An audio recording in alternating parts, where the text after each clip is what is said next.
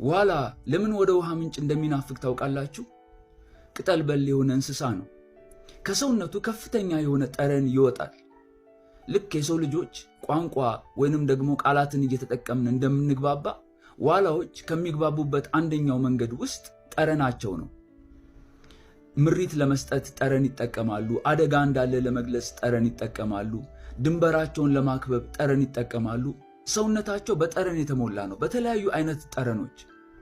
ስጋ በል እንስሳ ሲመጣና ሊያድናቸው ሲፈልግ ያንን ጠረናቸውን እየተከተለ ያድናቸዋል። ከዚህ የተነሳ ዋላ ያንን አዳኝ ለማምለጥ ወደ ውሃ ይሄዳል። ውሃ ውስጥ ራሱን ይደብቃል። በዛ ውሃ ውስጥ ከሰውነቱ የሚወጣውን ጠረን ይደብቀዋል፣ ይሸፍነዋል። ከዛ የተነሳ አዳኙ አያገኘውም። ሞትና ሕይወት ለእርሱ የተመሰረተው እዛ ውሃ ውስጥ በመደበቅ ውስጥ ነው። ዋላ ወደ ውሃ ምንጭ ይናፍቃል ይላል መጽሐፍ ቅዱስ መዝሙረ ዳዊት ምዕራፍ 42 ላይ እንዲሁ ይላል ዳዊት ሲናገር፣ ነፍሴ አንተን ተጠማች፣ ነፍሴ አንተን ትናፍቃለች፣ ነፍሴ ወደ ሕያው አምላክ ተጠማች ይላል። ዋላ ሞትና ሕይወቷ በዛ ውሃ ውስጥ የተመሰረተ እንደሆነ የኔና የእናንተ ሕይወት ዳዊት እንደሚናገር በዛ ውሃ ውስጥ በመኖር በእግዚአብሔር ውስጥ በመሰወር ሞትና ሕይወታችን ይወሰናል። ከዛ ውስጥ ብቅ ስንል ሊያጠምዱን፣ ሊይዙን፣ ሊያድኑን የሚፈልጉ ብዙ ናቸው። አንዳንድ ሰዎች በኃጢአት ታድነው ሞተዋል። አንዳንድ ሰዎች አገልግሎት ስራቸው ጠፍቷል።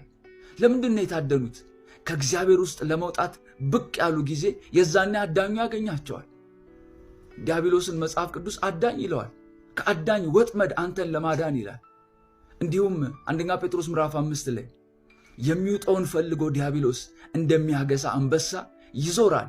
አዳኝ ነው እሱ። ለማደን ይፈልጋል፣ ለመብላት ለማዋጥ ይፈልጋል። አንዳንድ ሰዎች የእግዚአብሔርን ፊት ባልፈለጉበት ሰሞን፣ ከእግዚአብሔር ወጥተው ብቅ ባሉበት ሰሞን ነው ኃጢአት አድኖ ያገኛቸው። የዛን ጊዜ ክፉ ቃል ከአንደበታቸው ወጥቶ ብዙ ነገሮችን ሲያበላሽ ትመለከታላችሁ። አንዳንድ ወላጆች ከእግዚአብሔር ጋር ያላቸው ግንኙነት በቀዘቀዘ ጊዜ ነው ልጆቻቸውን የማይሆን ቃል ተናግረው የሚሰብሯቸው። ልባቸው እንዲዝል ያደርጓቸዋል። ተስፋ እንዲቆርጡ ያደርጋቸዋል።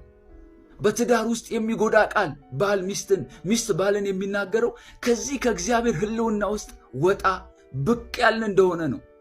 ትርፍን ለማግኘት የሚሳሳ ልብ ውስጣችሁ ብቅ ሲል ትመለከታላችሁ።